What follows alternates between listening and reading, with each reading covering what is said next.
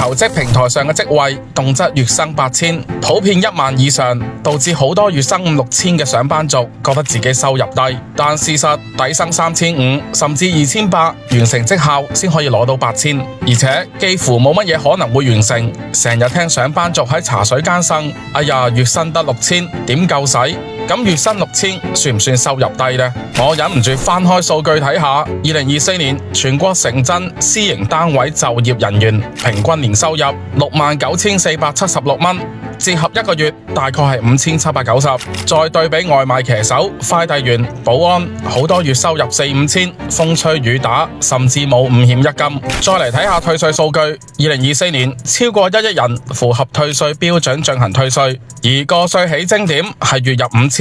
換句說話嚟講，起碼仲有13億人冇達到起徵點。如果你月薪6000，起碼超過全國80%嘅普通上班族。當你喺辦公室開住冷氣，攞住6000呻窮嘅時候，其實你已經跑贏全國大半嘅人。有時候好多人真係身在福中不知福。放眼亞洲，你會可能更加清醒。越南白領平均月薪折合人民幣2000，印度 IT 工程師起薪3000，菲律賓大學畢業生2500至3500。當你嫌棄月薪6000，可能越南、印度、菲律賓嘅年輕人會同你講：兄弟，你過嚟我哋國家先知道乜嘢叫做辛苦。既然月薪6000唔算低，咁點解上班族仲喺度抱怨呢？你覺得月薪6000唔夠使，係因為你嘅消費習慣不知不覺升級咗，又或者其實係你嘅消費慾望太高，唔係工資太低。以前父母月收入1、2千，食碗麵2蚊，買件衫幾十蚊，頸渴就飲水，熱就開風扇，一日3餐食飽就得。而你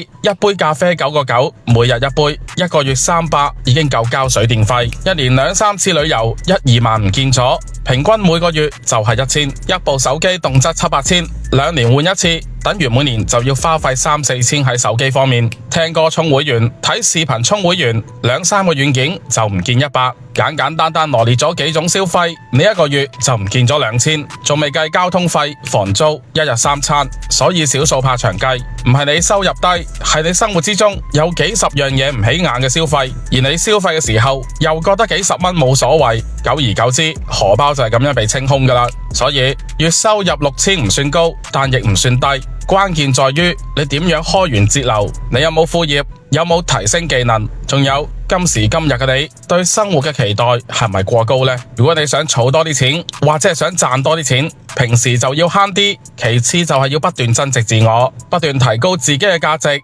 未來嘅路唔係靠抱怨，而係靠積累同提升。唔知大家又點睇？歡迎留言俾我。本期節目講到呢一度，我哋下期再見啦。